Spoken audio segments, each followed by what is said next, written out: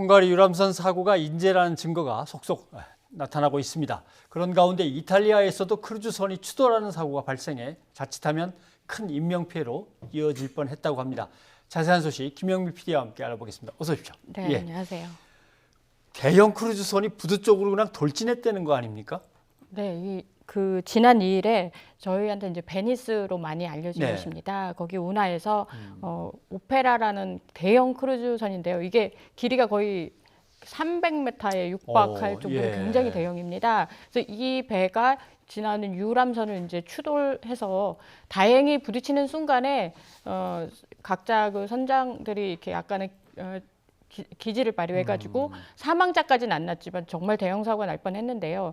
이 사실 베니스가 이렇게 섬으로 되어 있어서 그 주변에 대형 크루즈선이 굉장히 많다고 그렇죠. 합니다. 예. 근데 대형 크루즈선은 일단 좌회전, 우회전 뭐 이게 힘든 거예요. 워낙 크다 보니까. 그래서 지금 이 사고도 그러다가 이제 발생했다고 전해지는데요. 지금 그게 가장 문제가 되는 게 원래 여기에 대형 크루즈선이 들어가지를 못했어요. 그래서 그렇죠. 위험하면 가지 말아야죠. 네, 예. 아니 배 자체가 배 들어오는 자체가, 것이 큰 배가. 법으로 규제가 되어 있는데 2015년에 규제가 풀리면서 그 안쪽 운하 안쪽까지 대형 크루즈선이 들어오는 바람에 이런 사고가 생겼다고 이탈리아 현지 언론들이 얘기를 합니다. 결국 수익 때문일까요?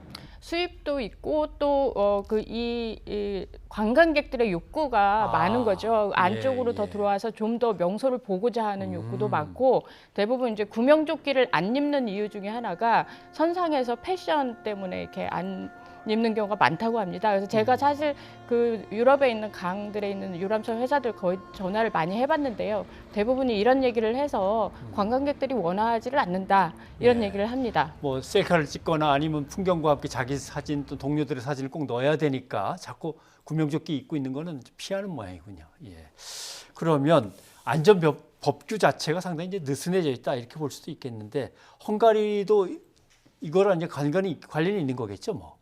일단 그 헝가리도 이제 신자유주의와 권위주의, 즉 이제 돈을 많이 벌고 국가가 시키는 대로 하면 돈 좀 많이 벌 수 있다. 특히 이제 이번에도 그 대형 구명조끼나 이런 안전 법규가 없는 경우가 그 지역에 있는 많은 시민들이 관광업계에 종사하기 때문에 안전을 강화하게 되면 관광객이 줄어든다.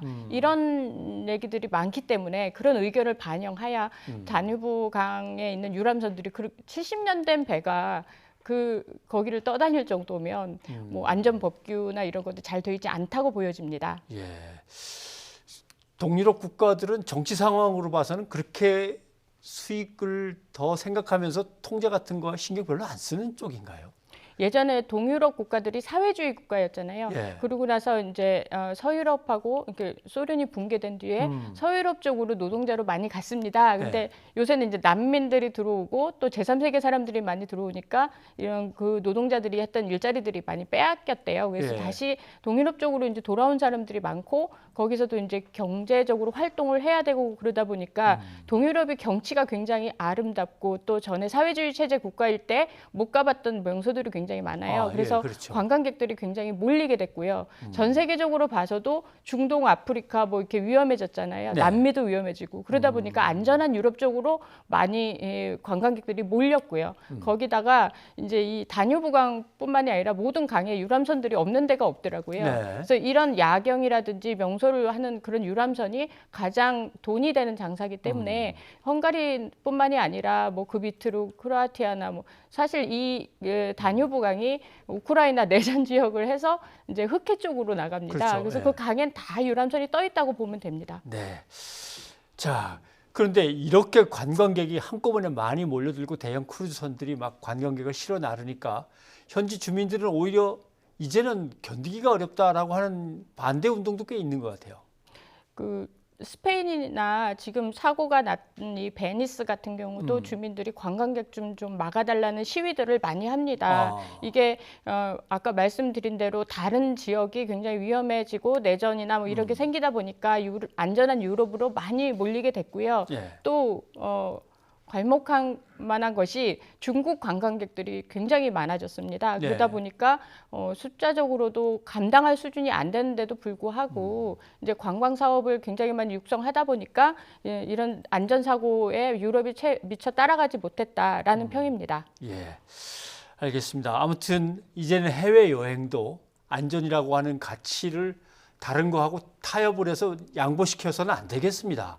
뭐 예를 들면 더 예쁜 사진을 찍기 위해서 아니면 더 뭐 싸고 이익을 많이 남기는 여행 상품을 개발하기 위해서 그동안 너무 안전을 타협하면서 양보해버린, 또 유보시켜버린 그 결과가 이제 하나씩 드러나는 것 같아서 마음이 아프고, 아까 이제 외교부 관계자가 외국에서 사고를 당했을 때 이제 연락하는 방법 자세히 가르쳐 주셨는데 그 가르쳐 주신 대로 좀 숙지하고 여행을 다니시는 것도 좋겠습니다.